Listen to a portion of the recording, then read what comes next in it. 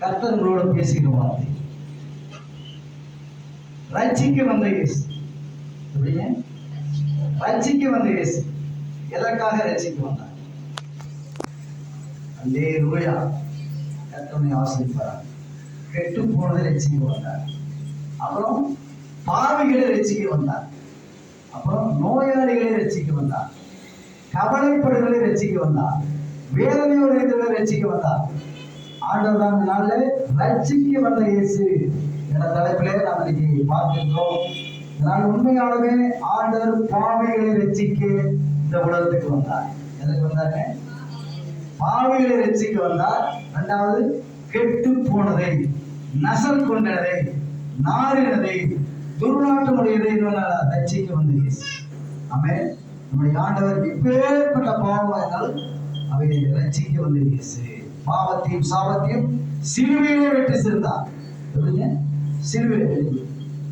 சிலுவையிலே வெற்றி சேர்ந்தார். அந்த தேவனை நோய்த்தாடுனால நம்ம பார்க்க இருக்கிறோம். அதுக்கு முன்பாக ஒரு பாடல்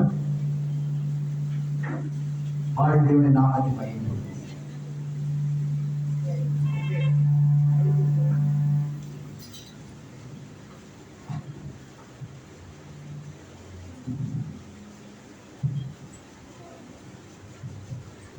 புது பாடல், புது பாடல். நானே இந்த 2வது முறை பாடல் ராகம் தெரியாது. ஆனால் கர்த்தர் கொடுத்த ராகத்தை வச்சு பாடுறேன். ஏதாவது தப்பா நினைச்சு பாடுறேன். பசும்புல் போர்த்திய புலியா, நீ பயிரை மேயும் வேலியா. பசும்புல் போர்த்திய புலியா, நீ பயிரை மேயும் வேலியா. வெளியில் ஒரு குடம், கோயிலில் ஒரு குடம், இதுதான் உன் வாழ்க்கையா. இதுதான் தெரியும் உங்களுக்கு? தெரியாதா? சரி, நான் பாடிட்டு அப்புறம் சொல்றேன். பசும்புல் போர்த்திய புலியா, நீ பயிரை மேயும் வேலியா. பசும்புல் போர்த்திய புலியா, நீ பயிரை மேயும் வேலியா. வெளியில ஒரு குடம், கோயிலில ஒரு குடம், வெளியில ஒரு குடம், கோயிலில ஒரு குடம், இதுதான் உன் வாழ்க்கையா, இதுதான் உன் வாழ்க்கையா. பசும்புல் போர்த்திய புலியா, நீ பயிரை மேயும் வேலியா. பசும்புல் போர்த்திய புலியா, நீ பயிரை மேயும் வேலியா.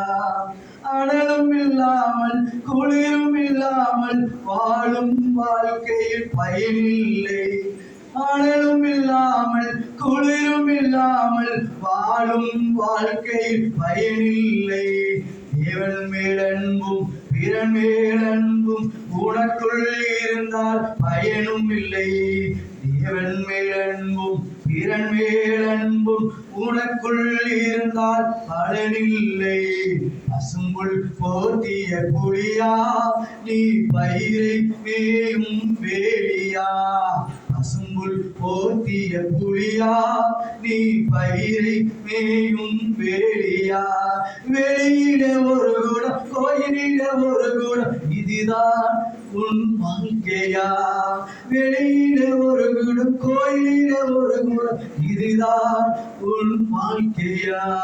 பசும்புல் போர்த்திய புலியா, நீ பயிரை மேயும் வேலியா. குடியை தேடி புகையை ஊதி வாழ்நாள் முழுவதும் களியாட்டும்.